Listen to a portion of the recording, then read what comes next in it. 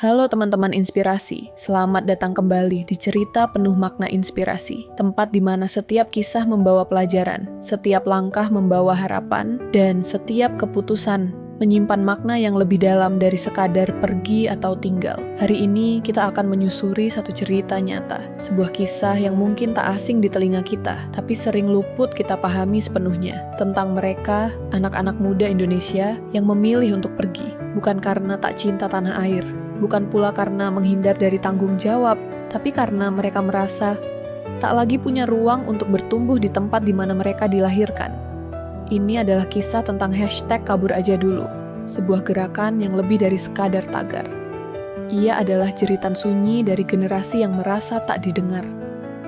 Bayangkan ini, seorang lulusan terbaik universitas ternama harus bersaing dengan anak pejabat untuk satu posisi magang. Seorang perawat berdedikasi justru harus kerja serabutan karena upahnya tak cukup untuk bayar kontrakan, dan seorang programmer jenius memilih tidur di lantai ruang tamu demi mengejar deadline dan uang lembur yang tak seberapa. Pertanyaannya sederhana. Salahkah jika akhirnya mereka memilih untuk pergi? Hari ini, kita akan mengikuti langkah 3 tokoh muda, Raka, Nisa, dan Iqbal, dalam keputusan paling berat dalam hidup mereka, meninggalkan tanah air. Mereka bukan pahlawan, bukan juga pelarian.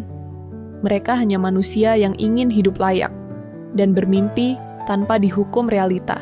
Cerita ini akan membawa kita ke sudut-sudut sunyi kota Jakarta, Yogyakarta, hingga Makassar. Dari kamar sempit kosan, rumah tua yang penuh cerita, hingga bandara dengan lampu-lampu sendu yang tak pernah benar-benar padam. Setiap detik cerita mereka adalah cermin, bukan hanya bagi kita, tapi juga untuk negeri ini.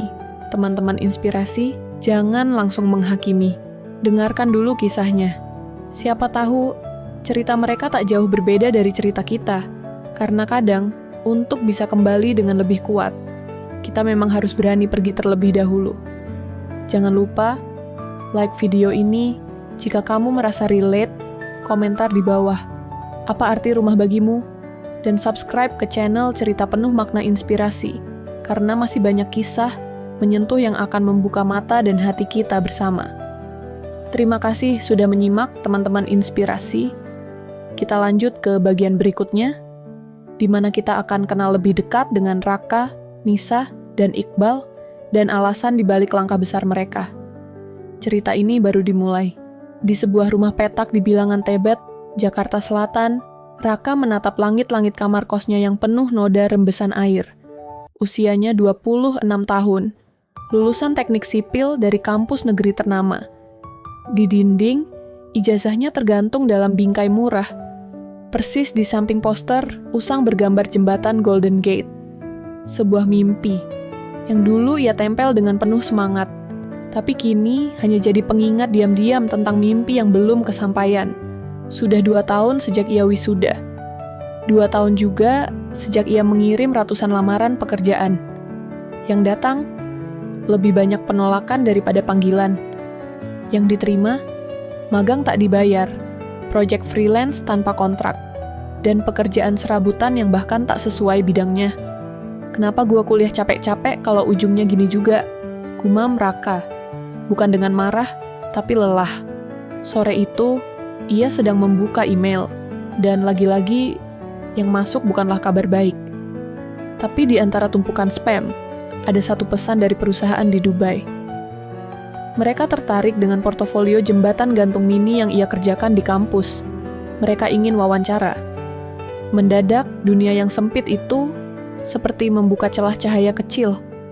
Sementara itu, jauh di Yogyakarta, Nisa yang berusia 24 tahun, duduk di meja kecil kamar kontrakannya. Ia seorang perawat, lulusan D3 keperawatan dari salah satu akademi swasta. Sejak pandemi usai, ia bekerja di klinik kecil milik yayasan dengan gaji tak sampai 2 juta rupiah. Ia hidup sendiri, mengirim sebagian gajinya untuk orang tua di kampung halaman. Nisa bukan tidak suka pekerjaannya. Ia mencintai dunia medis, tapi tiap bulan ia harus memilih, beli vitamin untuk pasien atau bayar listrik yang naik terus. Ia juga pernah mendaftar jadi perawat di rumah sakit negeri, tapi tak lolos. Katanya karena berkasnya tidak lengkap. Padahal ia tahu, berkasnya sempurna. Hanya saja ia tidak punya orang dalam. Suatu hari, lewat grup alumni, Nisa melihat lowongan jadi caregiver di Jepang. Gajinya 5 kali lipat. Meski kerja fisiknya berat, setidaknya ia bisa nabung dan punya harapan. Lalu ada Iqbal, 25 tahun, asal Makassar, seorang programmer autodidak yang belajar ngoding dari warnet sejak SMA. Ia sudah bikin aplikasi kecil, bantu UKM online, bahkan beberapa startup pernah pakai jasanya. Tapi, bayaran sering terlambat dan kadang malah tak dibayar sama sekali. Iqbal sempat kerja di coworking space, tapi keluar karena tekanan tak sehat. Sekarang, ia tinggal bersama kakaknya, tidur di ruang tamu, sambil tetap terima proyek freelance luar negeri lewat platform daring. Hari itu, ia mendapatkan kabar bahwa satu klien dari Kanada ingin mengajaknya kerja remote full-time, bahkan menawarkan pindah ke luar negeri jika cocok. Iqbal menatap layar laptopnya dengan perasaan yang campur aduk. Apa ini tandanya? Gue juga harus pergi. 3 cerita, 3 kota, 3 alasan yang berbeda. Tapi satu perasaan yang sama. Mereka lelah berjuang di negeri sendiri dan mulai melihat keluar. Bukan karena sombong, tapi karena lelah berharap. Dan dari sinilah semuanya mulai berubah. Pagi itu, Jakarta masih diselimuti kabut polusi. Raka baru saja selesai wawancara daring dengan perusahaan Dubai. Pria di layar terlihat profesional, bertanya banyak hal teknis, dan Raka menjawab dengan percaya diri. Tapi ketika laptop ditutup, ia merasa takut.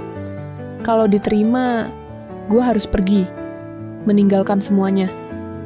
Ia menatap kamar sempitnya, suara azan dari musala belakang rumah, bahkan warung pecel lele di ujung gang yang setia tiap malam. Raka duduk di lantai. Ia mengingat ibunya di kampung, yang pernah bilang, "Raka, jangan jauh-jauh ya nak." Tapi kini, pertanyaannya bukan lagi soal jarak, tapi soal bertahan atau hidup. Di Yogyakarta, Nisa baru saja menerima telepon. Ia diterima sebagai caregiver di prefektur Shizuoka, Jepang. Tapi ada syarat, ia harus berangkat dalam 3 bulan, ikut pelatihan bahasa, dan membayar biaya keberangkatan sendiri. Nisa duduk di teras kontrakan, tangannya gemetar. Ia mengirim pesan pada kakaknya. "Kak, kalau Nisa ambil ini, Nisa harus pinjam uang. Tapi kalau Nisa di sana, Nisa bisa bantu mama lebih banyak." Beberapa menit kemudian, balasan datang. "Pergilah, Nis. Kalau kamu nunggu segalanya siap, kamu gak akan kemana-mana." Nisa meneteskan air mata. Ia takut, tapi di saat yang sama, ia merasa lebih hidup dari sebelumnya. Sementara itu, di Makassar, Iqbal baru saja bilang pada ayahnya bahwa ia ditawari kerja remote luar negeri. Ayahnya diam sejenak lalu berkata, "Kamu mau tinggalin Indonesia?" Iqbal ragu menjawab, tapi akhirnya ia jujur, "Saya nggak ninggalin ya, saya cuma nyari tempat di mana saya dihargai." Ayahnya tidak menjawab, tapi malam itu, Iqbal melihat bapaknya duduk di beranda, menatap bintang lama sekali. Besok paginya, Iqbal menerima email lanjutan dari Kanada. Mereka minta dia siapkan paspor dan dokumen. Sambil menatap layar, Iqbal bergumam pelan. Apa benar, ini jalan gue? Teman-teman inspirasi, inilah titik ketika ketiganya sadar. Mimpi itu bisa datang, tapi selalu dibayar mahal. Kadang dengan air mata, kadang dengan rasa bersalah. Tapi pertanyaannya sekarang bukan lagi kenapa harus pergi, melainkan kalau bukan sekarang, kapan lagi? Teman-teman inspirasi, banyak orang bilang keputusan merantau atau pergi ke luar negeri adalah tentang berani keluar dari zona nyaman. Tapi bagi Raka, Nisa, dan Iqbal, zona nyaman itu bahkan tak pernah ada. Yang ada justru tekanan, tuntutan, dan rasa bersalah yang diam-diam menggerogoti. Di Jakarta, Raka mulai mengurus dokumen. Ia bolak-balik ke kantor imigrasi, menerobos panas dan antrean. Di sela-sela proses itu, ia pulang ke kampung di Subang untuk pamit ke ibunya. Wanita paruh baya itu memeluk Raka erat, terlalu erat. seolah tubuhnya bisa menahan anaknya untuk tidak pergi. "Nak, kamu yakin di sana bisa bahagia?" tanya ibunya lirih. Raka menatap wajah ibunya yang mulai dipenuhi keriput. Ia ingin menjawab dengan pasti, tapi yang keluar hanya senyum kecil. Karena dalam hatinya, ia pun tak yakin. Ia hanya tahu satu hal, bertahan di sini sudah terlalu menyakitkan. Sementara itu, di Yogyakarta, Nisa mengikuti kelas pelatihan bahasa Jepang. Setiap malam, ia menghafal huruf katakana dan hiragana sampai larut. Tapi yang berat bukan cuma pelajaran, melainkan pandangan orang sekitar. "Kamu jadi TKW, Nis?" tanya tetangganya. "Sayang banget, lulusan perawat kok malah jadi pembantu di negeri orang." Nisa tersenyum, menahan luka. Mereka tak tahu bahwa di balik pekerjaan itu ada tekad besar untuk menyambung hidup. Mereka tak pernah paham betapa sering Nisa harus makan mie instan demi bisa beli alat tensi untuk pasiennya. Di Makassar, Iqbal juga mulai mempersiapkan keberangkatan. Ia belajar bahasa Inggris lebih giat, membuat jadwal kerja baru, dan membeli koper bekas dari marketplace. Tapi yang paling sulit adalah menghadapi ayahnya, yang masih dingin sejak pembicaraan terakhir. Suatu malam, Iqbal melihat ayahnya termenung di ruang tamu. "Kamu beneran mau pindah ke luar negeri?" tanyanya pelan. Iqbal mengangguk. "Saya cuma mau cari tempat di mana usaha saya nggak dianggap remeh ya." Ayahnya terdiam, lalu berkata, "Kamu tahu nggak? Waktu seumuran kamu, saya juga pengen pergi. Tapi saya takut ninggalin semua. Jangan lupa, meskipun kamu pergi, jangan buang identitasmu." Kata-kata itu menancap di hati Iqbal. Bukan karena itu larangan, tapi karena itu restu yang tak terucap. Teman-teman inspirasi, di balik keberanian untuk pergi, ada rasa yang tak pernah mudah dijelaskan. Rasa bersalah pada keluarga, rasa takut gagal di negeri orang, dan tekanan dari sekitar yang selalu menyamakan langkah kita dengan standar orang lain. Tapi satu hal yang mereka pegang teguh, lebih baik gagal saat mencoba, daripada menyesal karena tak pernah berani melangkah. Pagi itu, Raka duduk di halte bus dekat kawasan Sudirman. Ia baru selesai wawancara tahap akhir lewat video call. Sepulangnya, ia sengaja tidak langsung ke kosan. Ia ingin diam sejenak, merenung. Di seberangnya, gedung-gedung pencakar langit berdiri megah. Tapi bagi Raka, semua itu tak lagi menginspirasi. Ia hanya melihat jurang lebar antara mereka yang punya koneksi dan mereka yang hanya punya niat dan ijazah. Ia ingat teman kuliahnya yang dulu nyontek, tapi sekarang jadi manajer karena ayahnya pejabat. Sementara ia magang tanpa bayaran, ngojek malam hari, dan kini akan pergi. "Gue bukan gak cinta negeri sendiri," gumamnya, "tapi negeri ini yang kayaknya belum cinta balik." Sementara itu di Yogyakarta, Nisa baru saja pulang dari pelatihan. Di jalan, ia melihat ambulans melaju cepat dan seorang anak kecil menangis di pinggir jalan. Nalurinya sebagai perawat langsung tergerak. Ia menenangkan anak itu, membantunya mencari keluarganya. Setelah semua tenang, ibunya anak itu berterima kasih. "Nggak semua orang sebaik Mbak," ucap si ibu. Nisa tersenyum, tapi dalam hatinya terasa perih. Kalau aku pergi, siapa yang akan jaga anak-anak di sini? Tapi kemudian ia sadar, selama ini ia terus menjaga orang lain, tapi lupa menjaga dirinya sendiri. Ia telah habis-habisan untuk orang lain, tanpa pernah diberi ruang untuk berkembang. Di Makassar, Iqbal membaca artikel tentang brain drain Indonesia. Artikel itu bilang, ribuan anak muda berbakat pergi ke luar negeri setiap tahun. Iqbal termenung. Apa aku bagian dari masalah itu? Tapi kemudian, ia teringat tagihan listrik yang menumpuk, laptop yang nyaris rusak karena tak sanggup ganti baru, dan klien lokal yang masih ngutang. "Idealismu harus makan, Bal," katanya pada diri sendiri. Malam itu, ia menulis di akun media sosialnya. "Aku gak pengen jadi pahlawan, gak juga pengen disebut pengkhianat. Aku cuma pengen bertahan hidup, dan kalau bisa, berkembang." Status itu viral. Ribuan anak muda membalasnya. Banyak yang bilang mereka juga merasakan hal yang sama. Tiba-tiba, Iqbal merasa tidak sendiri. Teman-teman inspirasi, ada masa ketika cinta pada tanah air tidak cukup untuk membayar sewa kamar. ketika idealisme tidak mampu mengisi perut. Mereka bukan tidak nasionalis, tapi mereka juga manusia yang ingin hidup layak, dihargai, dan diberi kesempatan yang adil. Dan mungkin untuk itu semua, mereka memang harus pergi dulu. Teman-teman inspirasi, ada satu jenis keheningan yang tidak bisa dijelaskan dengan kata-kata. Bukan karena tidak ada suara, tapi karena terlalu banyak rasa yang ingin diteriakkan, tapi hanya bisa disimpan dalam dada. Itulah yang dirasakan Raka, Nisa, dan Iqbal. Di hari terakhir sebelum mereka berangkat, Raka berdiri di depan rumah ibunya di Subang. Koper biru tua yang sudah ia bungkus dengan plastik bening tergeletak di dekat teras. Ibunya menyiapkan sarapan kesukaannya, nasi liwet dengan tempe goreng dan sambal terasi. Tapi pagi itu, tak ada nafsu makan, hanya tatapan panjang, dan pelukan diam-diam yang terasa lebih nyaring dari kata perpisahan. Sebelum berangkat ke stasiun, ibunya menggenggam tangan Raka. "Nak, kalau nanti kamu sedih di sana, jangan lupa, pulang itu selalu ada." Raka mengangguk pelan, menahan air mata yang menggenang. Baginya, kata pulang bukan hanya tentang tempat, tapi tentang seseorang yang rela melepas demi melihat anaknya bertumbuh.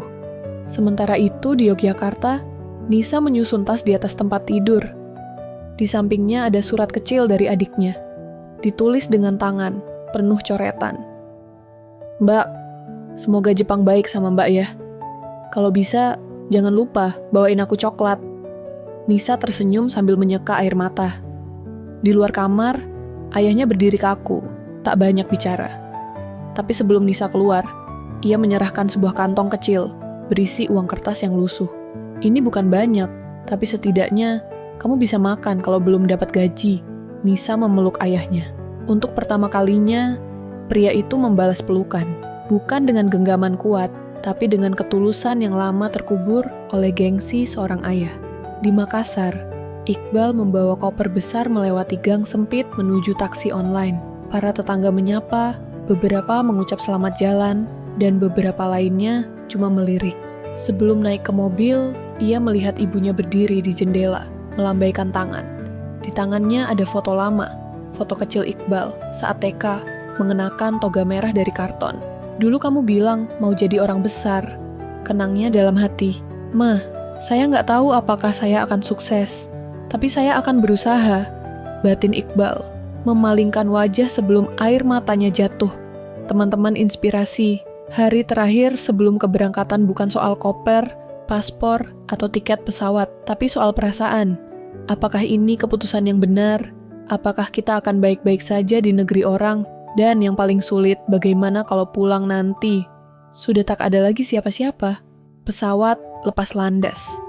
Indonesia menjadi titik kecil di jendela, lalu hilang di balik awan.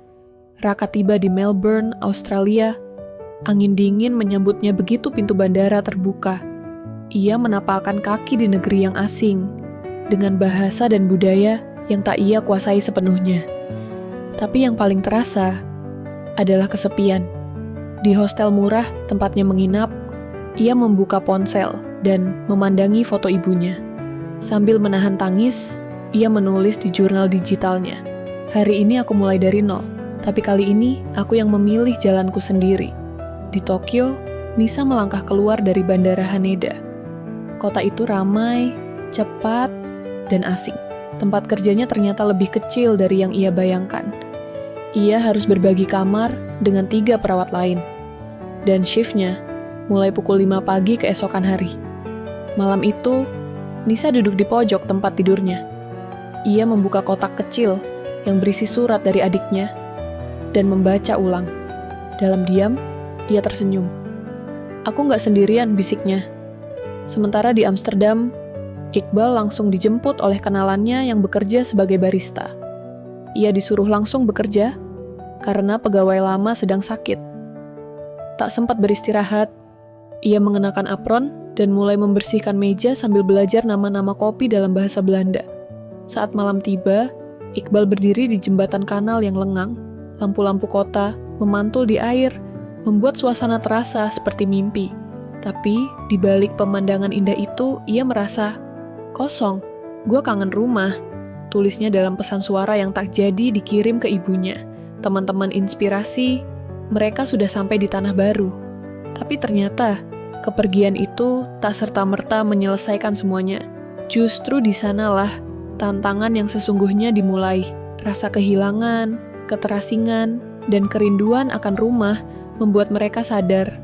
Merantau bukan sekadar soal tempat, tapi tentang membangun ulang diri yang sempat hancur. Dan mungkin butuh waktu untuk menyadari bahwa mereka tak sedang kabur, tapi sedang mencari arah pulang yang baru. Teman-teman inspirasi, kadang kita pikir kesulitan terbesar adalah saat berpisah, tapi ternyata cobaan yang paling berat justru datang ketika kita sendirian di negeri orang dan mulai mempertanyakan, untuk apa semua ini? Raka terbangun jam 4 pagi di apartemen sempitnya di Melbourne. Ia bekerja sebagai pengantar barang untuk sebuah startup logistik. Cuaca dingin menusuk kulit, dan ia harus bersepeda menembus hujan untuk mengejar waktu. Gaji minimum yang ia terima hampir habis untuk bayar sewa. Dan sisanya hanya cukup untuk makan mie instan dan nasi dari rice cooker butut yang ia beli bekas. Suatu malam, saat sedang mengantar paket, ia diserempet mobil. Tidak parah, tapi cukup untuk membuatnya terduduk di trotoar dengan lutut berdarah. Tak ada yang berhenti untuk membantu. Raka menangis. Di tengah kota yang modern, ia merasa sekecil semut. Sementara itu di Tokyo, Nisa mengalami tekanan kerja luar biasa. Atasan di rumah sakit sangat disiplin dan tegas. Ia dimarahi karena salah menaruh catatan pasien, meski hanya sekali. Pulang malam, bangun dini hari, dan minim interaksi sosial membuatnya merasa seperti robot. Pada suatu malam, Nisa menelpon ayahnya, tapi sinyal buruk membuat percakapan terputus. Ia duduk di dekat jendela kamarnya, memeluk lutut sambil menatap hujan Tokyo. "Apa aku terlalu lemah ya?" bisiknya pada dirinya sendiri. Di Amsterdam, Iqbal bekerja 12 jam sehari di 2 tempat. Pagi sebagai barista, malam sebagai kitchen helper. Tubuhnya mulai drop, dan ia sempat pingsan di dapur restoran. Tapi yang paling menyakitkan, bukan tubuh yang lelah, melainkan sindiran dari rekan kerja yang menyebutnya, migran murahan yang datang hanya untuk kerja kasar. Hari itu, sepulang dari kerja, Iqbal memandangi bayangannya di kaca trem. Rambutnya lepek, matanya cekung, wajahnya asing. "Ini bukan hidup yang gue bayangin," gumamnya pelan. Teman-teman inspirasi, di tanah orang, mereka bukan siapa-siapa. Tak ada kemewahan, tak ada kenyamanan, hanya perjuangan yang menguras tenaga dan air mata. Tapi justru, di titik inilah, manusia diuji, apakah akan menyerah atau akan bangkit. Teman-teman inspirasi, setelah malam-malam panjang yang penuh air mata dan pertanyaan, terkadang takdir membisikkan harapan. Bukan dengan megafon, tapi dengan cara yang sunyi dan pelan-pelan menyembuhkan luka. Raka akhirnya diterima magang di sebuah perusahaan teknologi lokal. Ia belajar coding secara otodidak selama berbulan-bulan, memanfaatkan wifi perpustakaan umum. Meski awalnya minder, suatu hari ia berhasil memperbaiki bug penting yang membuat seniornya kagum. Atasannya berkata, "You've got potensial, Raka." Untuk pertama kalinya, Raka merasa dihargai bukan karena dia murah, tapi karena dia mampu. Ia pulang malam itu dengan senyum kecil dan mengirim pesan ke ibunya. "Bu, Raka nggak nyerah. Raka masih di sini." Di Tokyo, Nisa mendapatkan hari libur pertama setelah 2 bulan. Ia memilih pergi ke Taman Ueno, duduk di bawah sakura yang mulai gugur. Di sana, ia bertemu komunitas diaspora Indonesia yang sedang kumpul dan makan bakwan bersama. Mereka menyambutnya hangat. Ada tawa, cerita, dan bahkan lagu dangdut yang diputar dari speaker kecil. Nisa ikut tertawa, dan untuk pertama kalinya sejak ia datang, ia merasa tidak sendiri. Seorang perawat senior asal Surabaya berkata padanya, "Dulu aku juga nangis tiap malam. Tapi sekarang aku tahu, semua ini nggak sia-sia." Sementara itu di Amsterdam, Iqbal mulai rutin menulis blog anonim tentang kehidupan pekerja migran. Tulisannya jujur, pedih, tapi penuh semangat. Tak disangka, Blog itu viral di kalangan diaspora Indonesia di Eropa. Seseorang dari komunitas mahasiswa Indonesia menawarinya undangan untuk berbagi cerita di webinar tentang realita pekerja muda di luar negeri. "Mas, tulisannya bikin saya merasa dimengerti," tulis salah satu pembaca. Iqbal membaca pesan itu berulang-ulang. Untuk pertama kalinya, suara hatinya yang selama ini terpendam didengar orang lain. Teman-teman inspirasi, hidup di luar negeri memang bukan akhir dari segala masalah. Tapi saat kita terus melangkah, walau dengan kaki gemetar, semesta bisa membuka jalan yang tak pernah kita duga. Mungkin bukan jalan yang mulus, tapi cukup untuk membuat kita tahu bahwa kita tidak sendirian. Teman-teman inspirasi, pernahkah kalian bertanya, apa arti pulang? Apakah sekadar kembali ke tanah kelahiran? Atau sebuah keputusan untuk kembali membawa makna yang baru? Di Melbourne, setelah hampir 2 tahun berjuang, Raka diangkat sebagai karyawan tetap. Ia sudah bukan pengantar barang lagi, tapi developer junior dengan tim kecil yang menghargai pendapatnya. Tapi suatu malam, setelah lembur, ia membuka email dari adiknya di Bandung. Isinya singkat, "Kak, Mama makin sering sakit kepala, tapi nggak mau ke dokter. Katanya biayanya mahal." Raka terdiam lama. Ia menatap layar laptop yang dulu menjadi simbol perjuangannya. Tapi malam itu, layar itu hanya menampilkan bayangan dirinya sendiri. Anak muda yang berhasil di negeri asing, tapi keluarganya masih bergumul dalam kesusahan. Esoknya, ia bicara pada manajernya. "Aku nggak resign, tapi aku minta kerja remote. Aku ingin pulang ke Indonesia."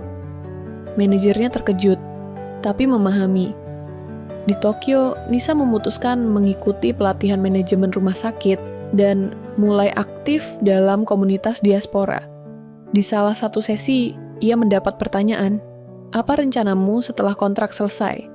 Nisa tersenyum kecil.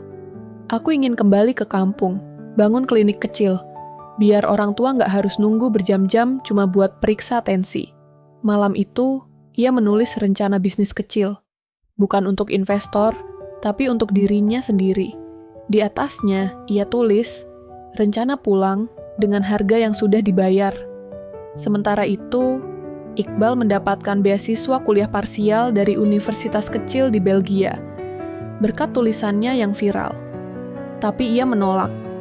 Ia memilih kembali ke Jakarta dan bekerja di NGO yang fokus pada edukasi vokasi untuk anak muda di daerah. "Aku nggak mau cuma sukses sendiri," katanya di salah satu webinar terakhir sebelum pulang. "Aku tahu rasanya sendirian di negara orang. Sekarang, aku pengen bantu mereka yang ngerasa nggak punya jalan." Teman-teman inspirasi, pulang bukan tentang menyerah, tapi tentang membawa pulang sesuatu. Ilmu, pengalaman, luka, dan harapan, semua dirangkai menjadi kekuatan baru.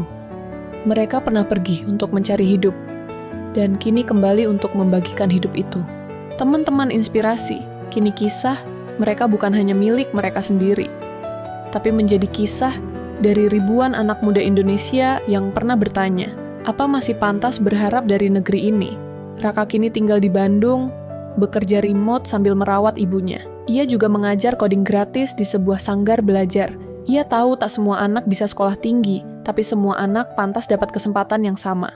Nisa sudah memulai klinik kecil di pinggiran Solo. Ia tak kaya, tapi pasiennya tersenyum. Ia tahu, senyuman itu lebih tulus dari bonus tahunan yang dulu ia dambakan. Iqbal menulis buku kecil berjudul Kabur Tapi Kembali. Buku itu bukan laris karena teknik menulisnya, tapi karena kejujuran di setiap halamannya. Ia kini aktif memberi pelatihan storytelling untuk pemuda yang ingin suaranya didengar. Suatu hari, dalam sesi berbagi di Jakarta, seorang anak muda berdiri dan bertanya, "Kak, apa kakak nyesel dulu pernah kabur?"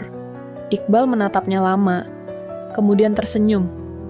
"Enggak, karena kalau aku nggak kabur, aku nggak akan tahu apa yang layak diperjuangkan di rumah sendiri."